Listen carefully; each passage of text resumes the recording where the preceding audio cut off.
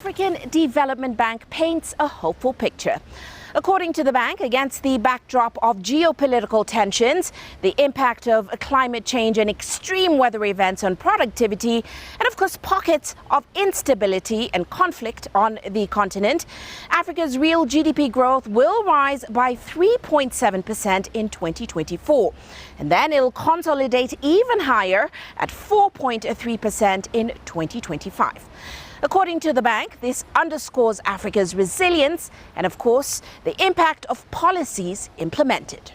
One thing that you will notice in that report is the fact that 10 out of the 20 fastest growing economies in the world are actually in Africa. So the report talks quite a lot about the resilience of African economies. Now, having said that about the resilience of African economies, I think we need to be very clear as well that just having real GDP growth of that level is not enough to be able to get our hundreds of millions of people out of poverty. And we believe that African economies ought to be growing at double digit for probably the next decade or so to be able to have the kind of transformation that we need as a continent. Though Africa's real GDP grew on average at 3.8% annually across the 4 decades preceding the COVID-19 period, this growth has been too little to offset increases in population growth. Well, the AfDB says over the 4 decades, per capita real GDP growth rates have been consistently the lowest in the world. So the experts say there's still much work to be done.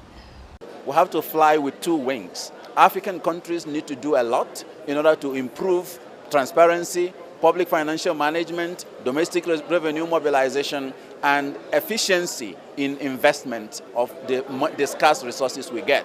But also, the developed countries and other partners need to support Africa with reforms of the global financial architecture. I think when we observe the narrative that is coming out of the World Bank, it's very consistent with what's coming out of the African Development, from the IMF, from the Inter-American Development Bank, Asia Development Bank, even though each one of them has a certain mandate, a very specific mandate, but there's a common message related to more concessional finance for action, more on the risks that are facing countries because of risk premiums, and therefore private sector may be standing on the sidelines. How can we bring more of the private sector in? How can there be more pooling of resources from the different financing institutions to be able to help countries more?